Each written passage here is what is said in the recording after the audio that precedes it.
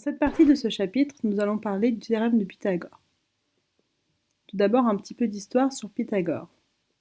C'était un savant, un astronome, un mathématicien et un philosophe grec qui serait né en 580 avant Jésus-Christ à Samos, une île de la mer Égée, au sud-est de la ville d'Athènes, et qui serait mort en 495 avant Jésus-Christ.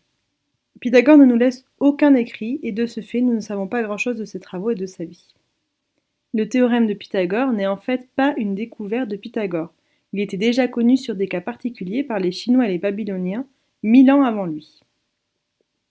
Les Égyptiens connaissaient aussi le théorème. Ils utilisaient la corde à 13 nœuds régulièrement répartis qui, une fois tendus, formaient le triangle rectangle 3, 4, 5 et permettaient d'obtenir un angle droit entre deux longueurs. Cette corde sera encore utilisée par les maçons du XXe siècle pour s'assurer de la perpendicularité des murs. Toutefois, les pythagoriciens généralisent le théorème pour tout triangle rectangle. La formulation de l'époque, différente de celle d'aujourd'hui, ressemble certainement à ceci. Si on construit des carrés reposant sur les trois côtés d'un triangle rectangle, l'aire du grand carré est égale à la somme des aires des deux petits. Le théorème de Pythagore va nous permettre de calculer des longueurs. On va se placer dans un triangle rectangle. Ici, le triangle ABC est rectangle en A, ce qui signifie que l'angle droit se situe au niveau du sommet A. Le côté opposé à l'angle droit s'appelle l'hypoténuse. Il faut bien faire attention à l'orthographe de ce mot. On remarque qu'il n'y a pas de H après le T, tout simplement parce que hypoténuse signifie tendu sous. Donc ça vient du verbe tendre et il n'y a pas de H dans le verbe tendre, donc pas de H après le T. Théorème de Pythagore. Voici son énoncé.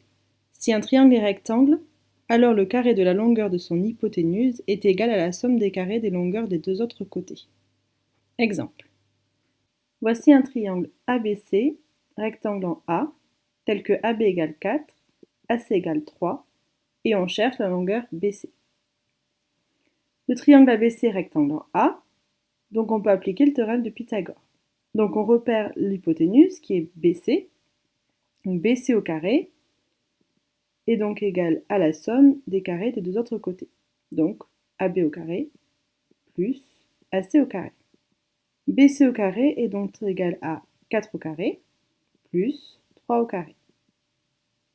Ce qui donne BC carré est égal à 16 plus 9.